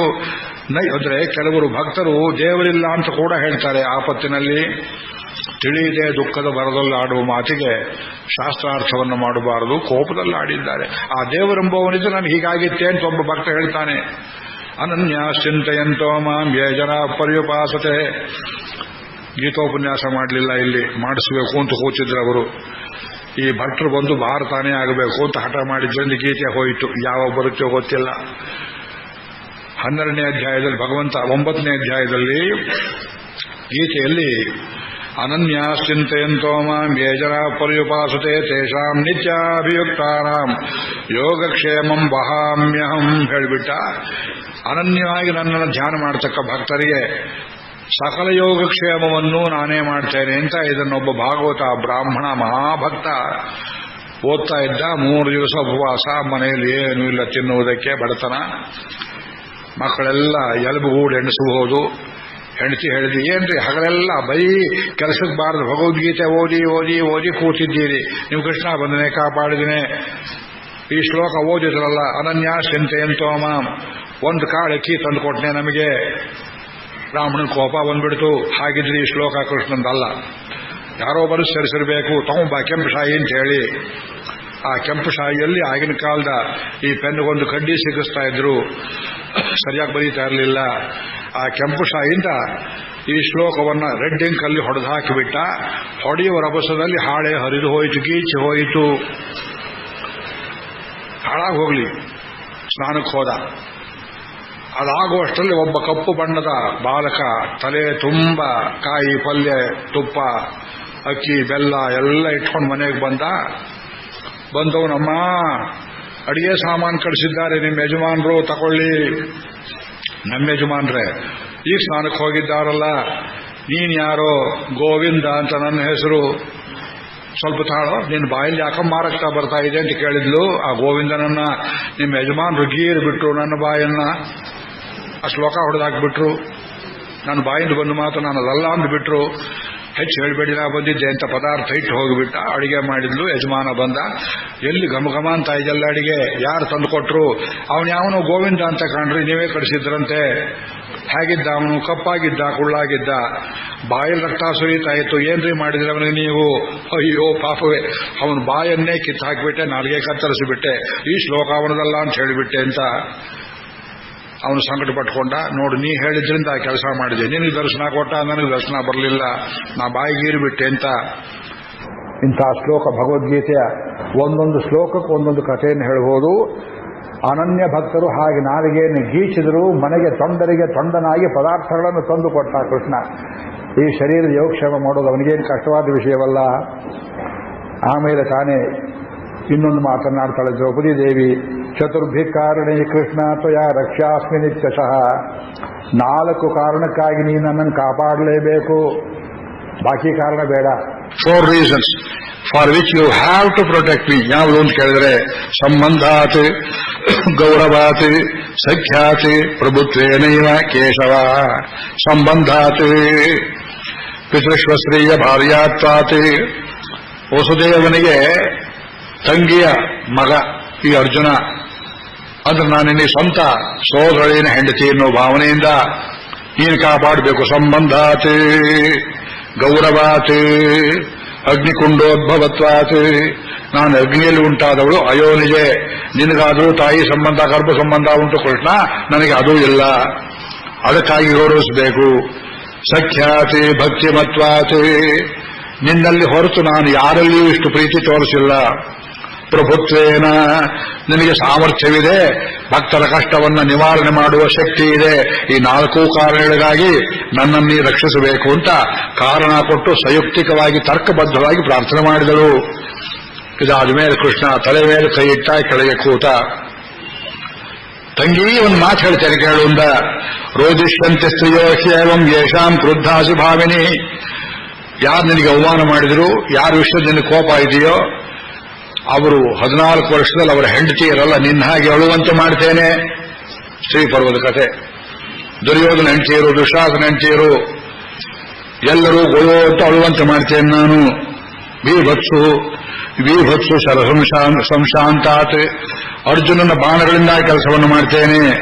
ಸತ್ಯಂತೆ ಪ್ರತಿಜಾನಾಮಿ ರಾಜ್ಞಿ ಭವಿಷ್ಯತಿ. ರಾಜಾಜರಾಜ ಆಗ್ತಾನೆ ನಿನ್ನ ಗಂಡ, ಚಕ್ರವರ್ತಿನಿ ಆಗ್ತೇನೆ ನೀನು. ಈ ರೀತಿ ಅದು ನನ್ನ ಶಪಥವನ್ನ ಅಂತ ಒಂದು ಹಿಡಿ ಮಣ್ಣನ್ನು ತಗೊಂಡು ಕೈಯಲ್ಲಿ ಕೃಷ್ಣ ಪ್ರತಿಜ್ಞೆಯನ್ನು ಮಾಡ್ತಾನೆ. ಜೌಪತೇತ್, ಪ್ರಸಿದ್ಧವಾದ ಪ್ರತಿಜ್ಞೆ ಇದು. ತಂಗಿ, ಆಕಾಶ ಒಂದು ವೇಳೆ ಕಲಿಸಿ ಬೀಳಬಹುದು. ಜೌಪತೇತ್ ಹಿಮವಾನ್ ಶೀರ್ಯೇತ್. ಹಿಮವಂತ ಒಂದು ವೇಳೆ ಪುಡಿಯಾಗಿ ಸಿಡಿದು ಹೋದ್ರೂ ಹೋಗ್ಬೋದು. ಶುಷ್ಯೇತಿ ತೋಯನಜಿ ಕೃಷ್ಣೇ. ಸಮುದ್ರವೆಲ್ಲ ಒಣಗಿ ಹೋಗಿ ಒಂದು ಹನಿ ನೀರಿಲ್ಲದೆ ಹೋಗ್ಬೋದು. ನಮೇ ಮೋಹಂ ವಚೋ ಭವೇತ್. ನನ್ನ ಮಾತು ಮಾತ್ರ ಎಂದೂ ಸುಳ್ಳಾಗೋದಿಲ್ಲ ಅಂತ ಹೇಳಿದ ಮೇಲೆ ದ್ರೌಪದಿ ಕಣ್ಣೊರೆಸಿಕೊಂಡ್ಲು. ಕೃಷ್ಣ, ನನಗೆ ಸೇಡು ಮುಖ್ಯವಲ್ಲ, ನನ್ನ ದುಃಖಕ್ಕೆ ಒಂದು ಶಾಂತಿ ಉಂಟಾಗಬೇಕು ಅಂತ ಹೇಳಿ ಮತ್ತೆ ಮಾರೋದಿ ಅಳಬೇಡ ಅಂತ ಸಮಾಧಾನ ಮಾಡ್ತಾನೆ ಕೃಷ್ಣ. ಧೃಷ್ಟದ್ಯುಮ್ನ ಪ್ರತಿಜ್ಞೆ ಮಾಡಿದ. ಅಹಂ ದ್ರೋಣಂ ಹನಿಷ್ಯಾನಿ ಶಿಖಂಡೀತ ಪಿತಾಮಹಂ ದುರ್ಯೋಧನಂ ಭೀಮಸೇನ ಕರ್ಣಂ ಹಂತ ಧನಂಜಯ. ಲಿಸ್ಟ್ ಕೊಟ್ಟುಬಿಟ್ಟ. ದ್ರೋಣನನ್ನು ನಾನು ಕೊಲ್ತೇನೆ, ನಮ್ಮ ಅಣ್ಣ ಇದ್ದಾನಲ್ಲ ಶಿಖಂಡಿ, ಅವನು ಪಿತಾಮಹನನ್ನು ಭೀಷ್ಮನ ವಿಚಾರ ಮಾಡಿಕೊಳ್ತಾನೆ, ಅಂಬೆ ಅವನು. ದುರ್ಯೋಧನಂ ಭೀಮಸೇನ ಕರ್ಣಂ ಹಂತ ಧನಂಜಯ. ಯೋಚನೆ ಮಾಡಬೇಡ ಎಂಬುದಾಗಿ ಸಮಾಧಾನ ಮಾಡಿದ್ದಾರೆ. ಅಲ್ಲಿಂದ ಮುಂದಕ್ಕೆ ವಾಸುದೇವ ಇನ್ನೂ ಸ್ವಲ್ಪ ದಿವಸ ಅಲ್ಲೇ ಇದ್ದ.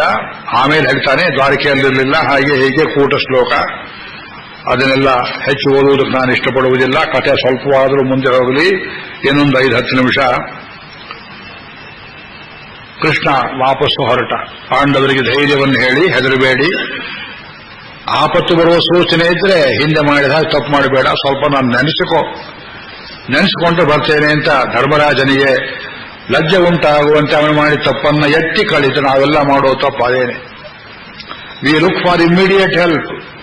ಅಕ್ಕಪಕ್ಕದಲ್ಲಿರೋ ಸಹಾಯ ಮಾಡ್ತಾರೆ ಅಂತ ನೋಡ್ತೇವೆ. ದೂರದಲ್ಲಿರೋನೆಲ್ಲಿ ಬರ್ತಾನೆ ಅಂತ ನಮಗೆ ವಿಶ್ವಾಸವಿಲ್ಲ, ನಂಬಿಕೆ ಇಲ್ಲ. ಗಜೇಂದ್ರ ಮಾಡಿದ್ವಿ ಇದೇ ತಪ್ಪು. ಪಕ್ಕದ ಆನೆ ಎಳೆಯುತ್ತೆ, ಹೆಂಡತಿ ಮಕ್ಕಳು ಅವರು ಎಳೀತಾರೆ, ಇವರು ಎಳೀತಾರೆ. 1000 ವರ್ಷ ಆಗಿ ಹೋಯಿತು, ಎಲ್ಲ ಹೋಗಿಬಿಟ್ರು. ಬರೀ ಮೂಳೆ ಎಲುಬು ಚಕ್ರಾದಾಗ ನರ್ಮದಾ ನದಿ ತೀರದಲ್ಲಿ ಓಡಾಡ್ತಿತ್ತು ಈ ಆನೆ. ಗಜೇಂದ್ರ ಮೋಕ್ಷದ ಕಥೆ.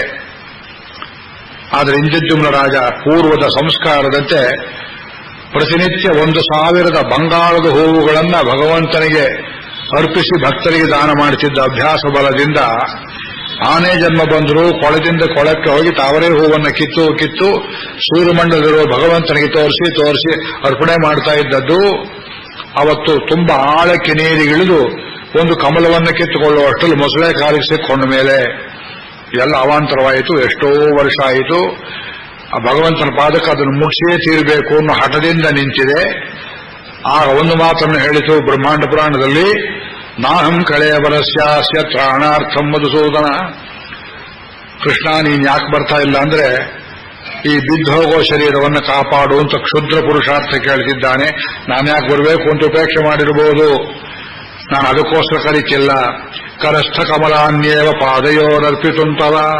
ಈ ಪ್ರಾತಃ ಕಾಲ ಸೂರ್ಯೋದಯಕ್ಕೆ ಸರಿಯಾಗಿ ಒಂದು ಪುಷ್ಪ ಸಿಕ್ಕಿಬಿಡ್ತು, ಒಳ್ಳೆಯದು. ಇದರ ಚೆಲುವು ಹೆಚ್ಚೋ, ನಿನ್ನ ಪಾದಗಳು ಹೆಚ್ಚೋ ಚೆಲುವು ನೋಡಬೇಕು ಅಂತ ಆ ಪಾದದಲ್ಲಿ ಸಾಕ್ಷಾತ್ತಾಗಿಡಬೇಕು ಅಂತ ಯೋಚನೆ ಮಾಡಿದ್ದೇನೆ. ಪುಷ್ಪ ಒಣಗಿದ್ರೂ ಪರವಾಗಿಲ್ಲ, ಬರೋದಿಲ್ಲ ಅಂತ ಸಂಕಲ್ಪ ಇದ್ರೆ ಹಾಗೆ ಆಗಲಿ ಅಂತ. ಕರಸ್ಥ ಕಮಲಾನ್ಯೇವ ಪಾದಯೋ, ಓಡಿ ಬಂದ. ಆ ಗರುಡನ ವೇಗ ತಡೆಯಲಿಲ್ಲ, ಅವನನ್ನು ಎಳ್ಕೊಂಡು ಬಂದ ಅಂತ ವರ್ಣನೆ ಮಾಡ್ತಾರೆ. ಭಕ್ತರು ಪ್ರಾರ್ಥನೆ ಮಾಡುವುದೇ ತಡ. ತಿರುಪತಿ ವೆಂಕಟೇಶ್ವರನ ಕರುಣೆ ಇಲ್ಲ. ಟೋಕನ್ ಗೀಕನ್ ಕಟ್ತಾರೆ, ಸುದರ್ಶನ ಅಂತ ಹೇಳ್ತಾರೆ. ಅದರ್ಶನೀಯವಾದದ್ದನ್ನು ಸುದರ್ಶನ ಅಂತ ಕರೀತಾರೆ. ಯಾವುದೋ ಪ್ಲಾಸ್ಟಿಕ್ ಅದು. ದಿವಸಗಟ್ಟಲೆ ಕಾಯಬೇಕು. ನಮ್ಮ ಭಗವಂತ ಹಾಗಲ್ಲ. ಇವನು ಭಗವಂತ ಅಲ್ಲವೇ? ಅವನು ಭಗವಂತ ಹೌದು, ರೆಡ್ಡಿಯ ವಿಷಯದಲ್ಲಿದ್ದಾನೆ, ನಾನೇನ್ ಮಾಡಲಿ? ರೆಡ್ಡಿಗಳು ಹೇಳಿದಾಗ ಕೇಳಬೇಕು ಅವನು. ಇವನು ರೆಡ್ಡಿ, ಅವರು ರೆಡ್ಡಿ, ಭಗವಂತ ಕೇಳೋದಿಲ್ಲ. ಆದ್ದರಿಂದ ನಾವು ಮುಂದಕ್ಕೆ ಹೋಗ್ತೇವೆ. ಪಾಂಡವರು ಮತ್ತೆ ಕಾಡಲ್ಲಿ ಸಂಚಾರ ಮಾಡ್ತಾ ಇದ್ದಾರೆ. ಒಂದು ಕಡೆಯಲ್ಲಿ ವೇದವ್ಯಾಸರೇ ಬಂದರು. ಧರ್ಮರಾಜನಿಗೆ ಸ್ನಾನ ಮಾಡಿ ಆಚಮನ ಮಾಡಿ ಬಂದರು. ಸ್ನಾನ ಮಾಡಿ ಆಚಮನ ಮಾಡಿ ಬಂದ. ಪ್ರತಿಶ್ರುತಿ ಎಂಬುದಾಗಿ ಒಂದು ವಿದ್ಯೆಯನ್ನು ಅನುಗ್ರಹ ಮಾಡಿಕೊಟ್ಟರು. ಪ್ರತಿಶ್ರುತಿ ಎಂಬ ವಿದ್ಯೆ.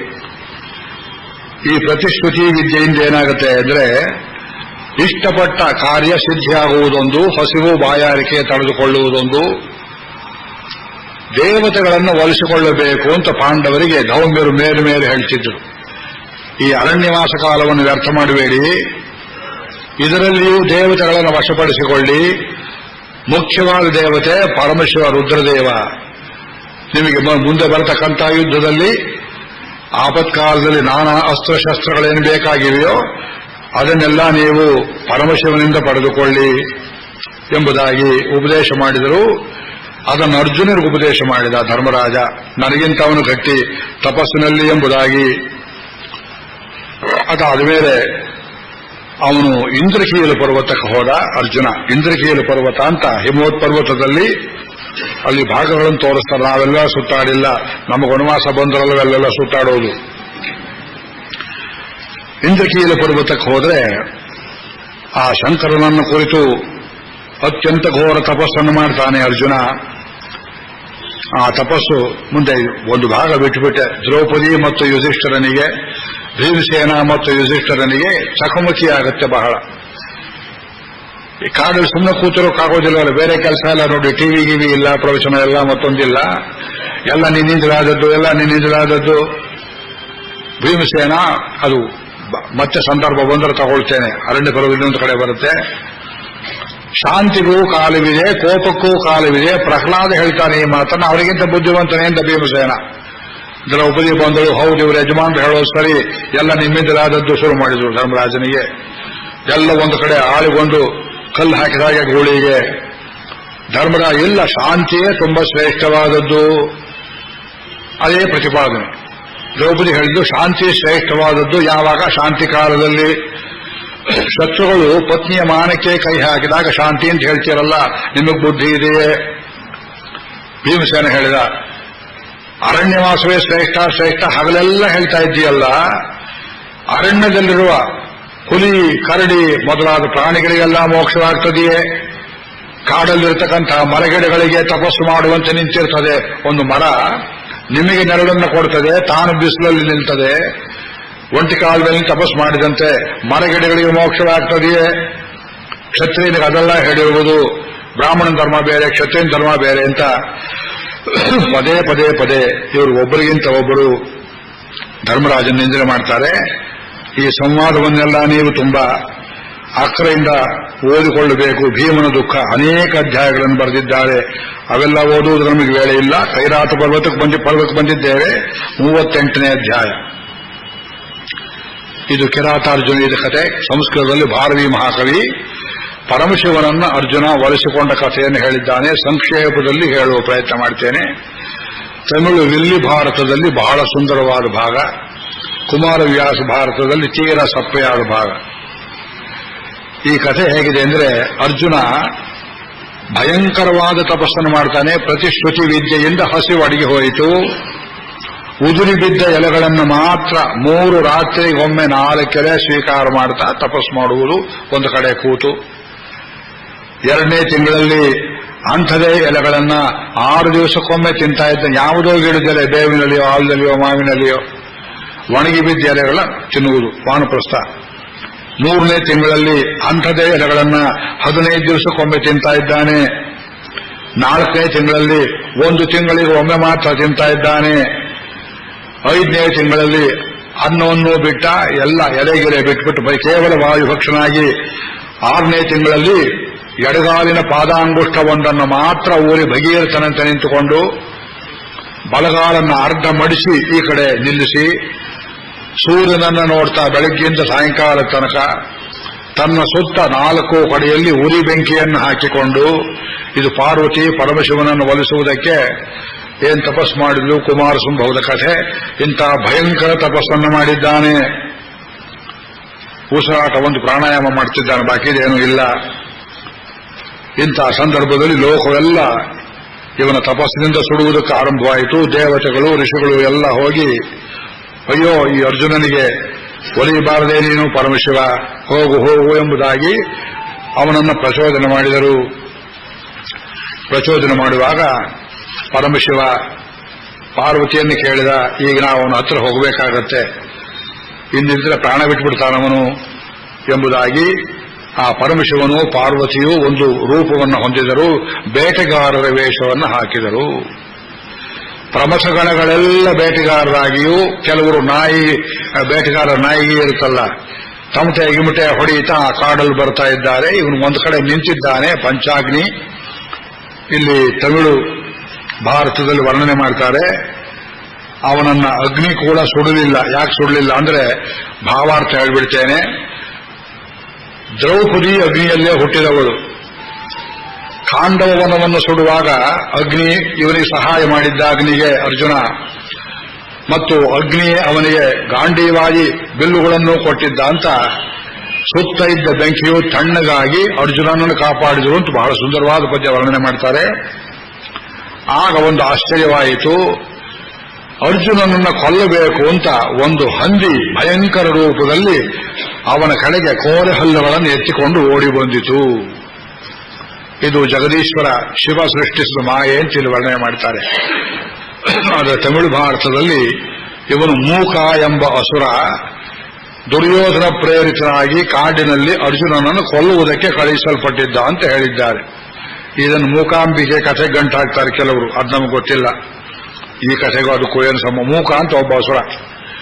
ಆದ್ರೆ ಅಸುರರೆಲ್ಲ ಮೂಕರಲ್ಲ, ಯಾವನೋ ಒಬ್ಬ ಅಸುರ ಮೂಕ, ಹೆಸರೇ ಅಸುರ. ಕೊಲ್ಲಬೇಕು ಅಂತ ಬಂದಾಗ ಅರ್ಜುನ ತನ್ನ ತಪಸ್ಸನ್ನ ಕೊಂಚ ನಿಲ್ಲಿಸಿದ. ಅಲ್ಲಿಂದ ಆಚೆಗೆ ತಪಸ್ಸು ಬೇಕಾಗಲಿಲ್ಲ.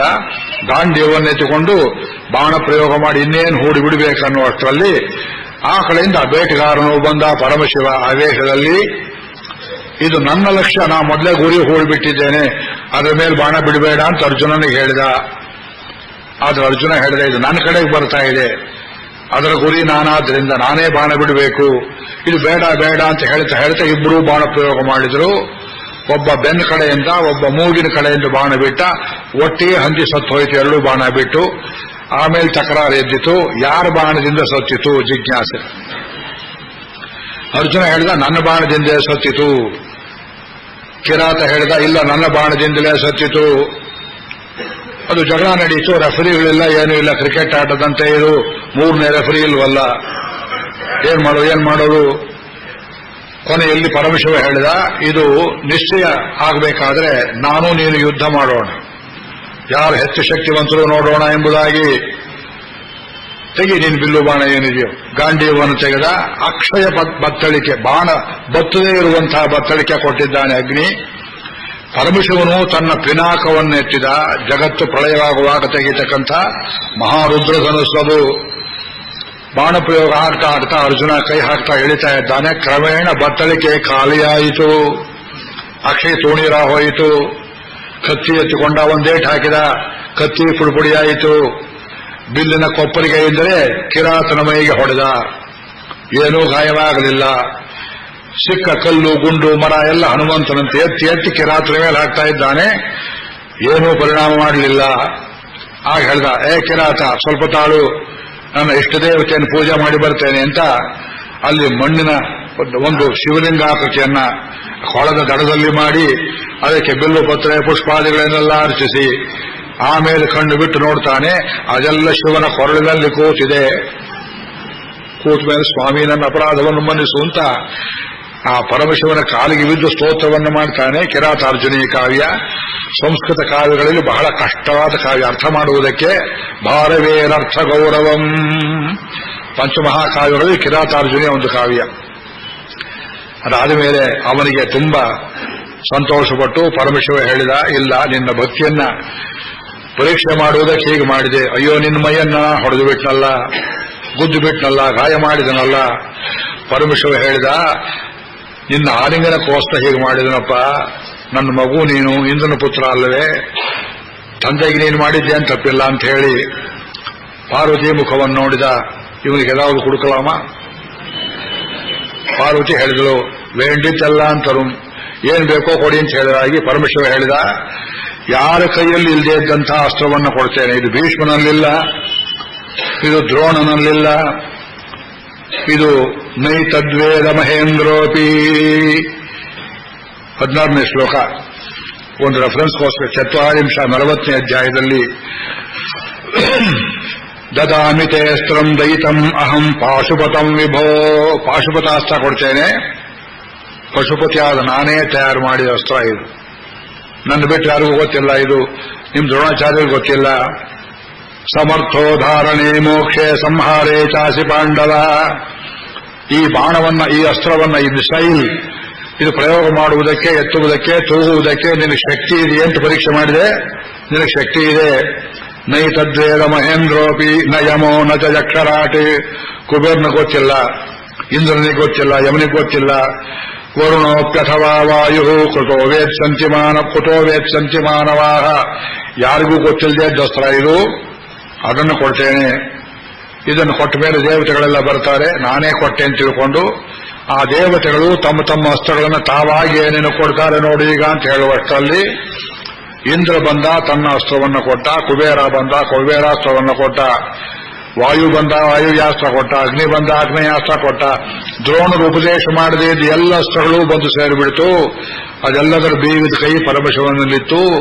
ಇವನು ದೇವ ಸೇನಾಧಿಪತಿ, ಆದ್ದರಿಂದ ಸೇನಾಧಿಪತಿ ಕೊಟ್ಟ ಮೇಲೆ ಎಲ್ಲರೂ ಅಸ್ತ್ರಗಳನ್ನು ಕೊಟ್ಟರು. ಪಾರ್ವತಿ ಹೇಳಿದಳು, ನೀವೆಲ್ಲ ಕೊಟ್ಟ ಮೇಲೆ ನಾನು ಒಂದು ಕೊಡಬೇಡವೆ, ಒಂದು ಕೊಡು, ಯಾರು ಬೇಡ ಅಂದ್ರು. ಅವಳು ಹೇಳಿದ್ಲು, ಇಲ್ಲ, ನಾನು ಒಂದು ಅಸ್ತ್ರ ತಯಾರು ಮಾಡಿದ್ದೇನೆ, ನೀನಲ್ಲಿ ಮಾಡಿದೆ, ನಾ ದುರ್ಗೆ ಅಲ್ಲವೇ ಅಂದ್ಲು ಅವಳು. ನಾನು ಬರೀ ಪಾರ್ವತಿ ಅಲ್ಲ, ನಾನು ಬರೀ ದಾಕ್ಷಾಯಣಿ ಅಲ್ಲ, ನಾನು ದುರ್ಗಾದೇವಿ ಇದ್ದೇನೆ, ನನ್ನ ಕೈಲಿ ಎಷ್ಟು ಆಯುಧ ಇದೆ ನೋಡಿ, ನಾನು ಒಂದು ಕೊಡ್ತೇನೆ ಅಂತ ಅಂಜಲಿಕಾಸ್ತ್ರ ಎಂಬುವ ಇನ್ನೊಂದು ಅಸ್ತ್ರವನ್ನು ಕೊಟ್ಟಳು. ಅಂಜಲಿಕಾಸ್ತ್ರ. ಆ ಅಂಜಲಿಕಾಸ್ತ್ರದಿಂದ ಮುಂದೆ ಸೈಂಧವನ ತಲೆಯನ್ನು ಹಾರಿಸ್ತಾನೆ ಅರ್ಜುನ.